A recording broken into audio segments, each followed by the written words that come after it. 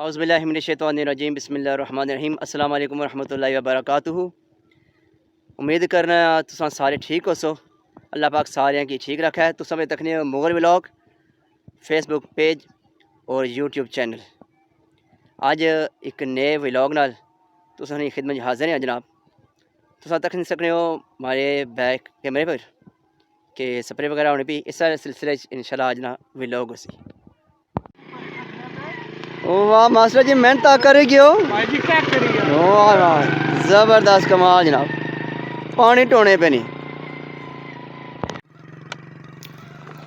دوستو دوائی بنانے مرلہ سٹارٹ ہو چکیا، پانی وغیرہ ڈالیا جانا پیا، وہ لیٹر نہیں ہے کینی ہے جس نے پانی باہر جانا پیا۔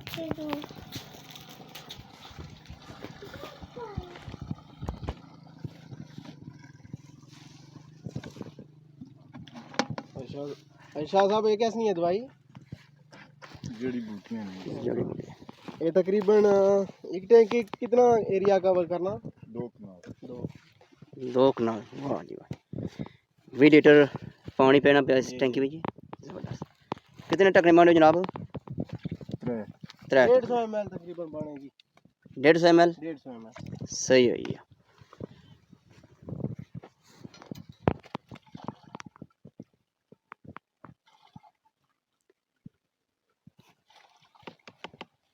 کٹ آؤٹ جی، کٹ آؤٹ، کٹ آؤٹ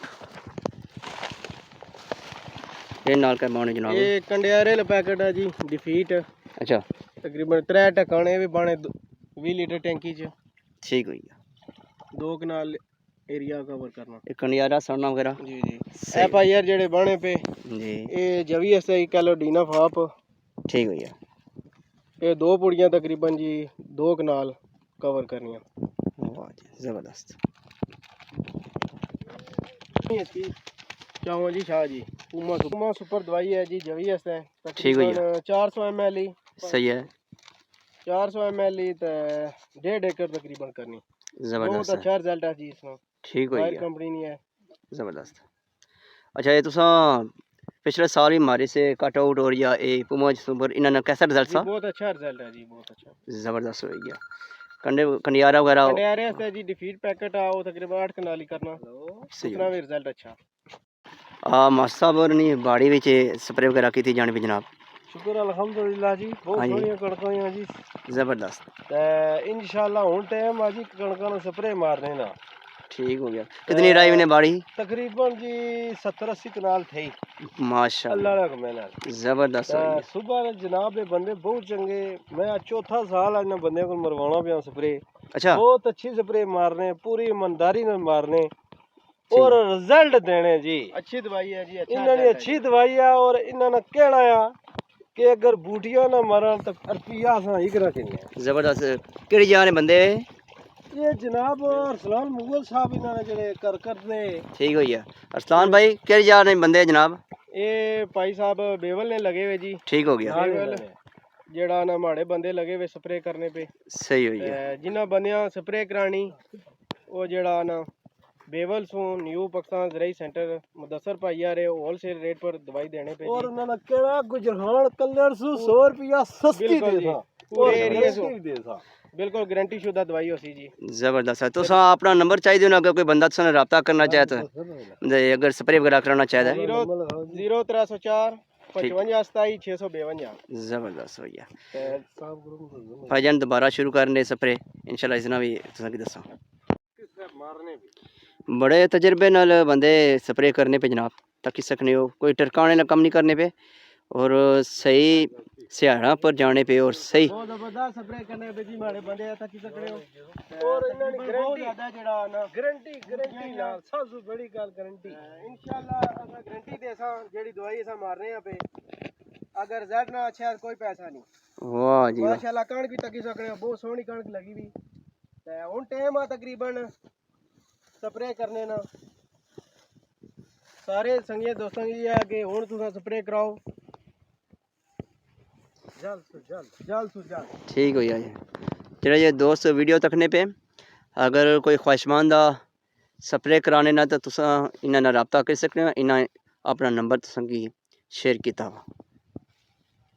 کافی حد تک جڑی بوٹیاں ہی ہیں اس نے بھی جناب. انشاءاللہ جلے سپرے ہو جاسی تو اور ساری جڑی بوٹیاں ختم ہو جاسن. ارسلان بھائی یہ چارجنگ لی مشین ہے تو تقریباً کتنا ٹائم کٹی جانی ہونی سی بھی؟ تقریباً جی ایک دن کٹی جانی. اچھا اچھا اچھا رزلٹ ہے اس میں بھی. زبردست. پہلے 50-60 کنال تقریباً ایریا کور کری جانی. اچھا پہلے ہینڈل ہی ہونی سی ہوں چارجنگ جو شروع ہوئی جی ہے. جی زبردست ماشاءاللہ بہت ہی زبردست کنک لے بھی تک سکنے ہو اور کافی ماشاءاللہ اللہ پاک نہ کرم ہے اس نے پر بوٹیاں کافی وغیرہ اتنے موجود تھیں یا سپرے وغیرہ ہونے پہ انشاءاللہ اللہ ہر کرے اس بعد یہ تلف ہو جاسن ختم ہو جاسن سپرے اس بعد. تھوڑے زوم کرے زوم مارو جی.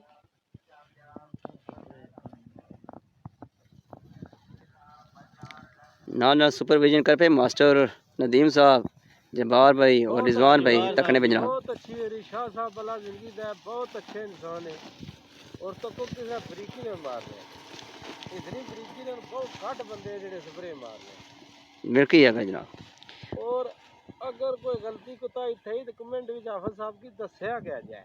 ماسٹر ندیم صاحب آخنے پہ اس کی تکھیت ہے دسی سکنے ہو شاہ ٹھیک سپرے کرنے پہ.